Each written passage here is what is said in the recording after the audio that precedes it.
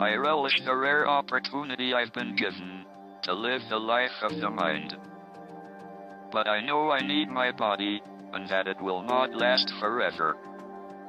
As we age, when we make copies of cells, tiny errors creep into our genes.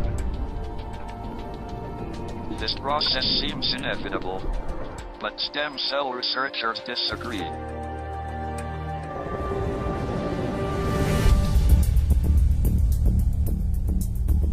One of them is Dr. Vincent Giampapa. He believes our body's own natural reserves of stem cells can stem the tide of decay.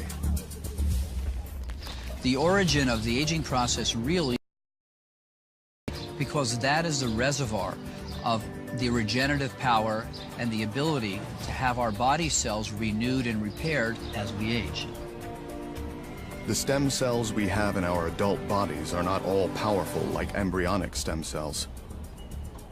They are specialized to replenish specific tissues we need to maintain ourselves, like blood, bone, skin, and muscle. As we age, however, this repair system begins to break down.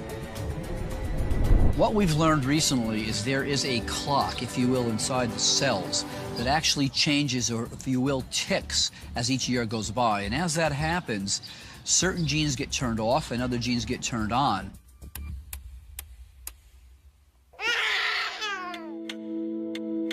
Our DNA is not frozen over our lifetime. Our environment and the choices we make influence and change our genetic profile. So if we live in a healthy environment, that genetic clock is slower. If we live in an unhealthy or stressful environment, the genetic clock accelerates.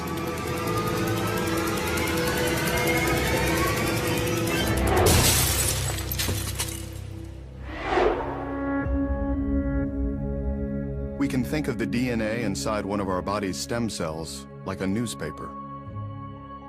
So this morning, I picked up this newspaper in my driveway, and I have a nice clean newspaper, but I might drop that newspaper in the street and it might wrinkle or get dirty.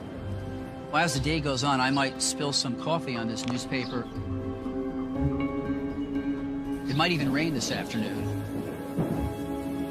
The key thing here is I'm not going to be able to get another copy of this newspaper. But as we age, what happens to those young cells is the letters on that DNA start to get damaged from normal aging, from the environment, and that newspaper, or if you will, that cell, becomes less efficient. We really can't read the information, and that cell then can't make accurate copies of itself, which then rapidly accelerates the aging process. But Vincent believes this aging process can be reversed. His research team at the Cell Health Institute claims it has already begun rolling back the cellular clock on our body's natural supply of stem cells.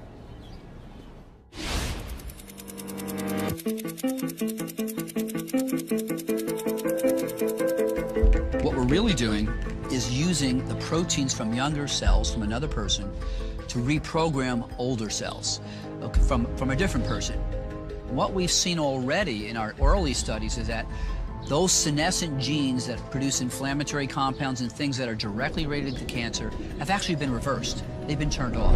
So that's been a very good sign that most likely, in the long run, this will certainly be a safe therapy in the next few years.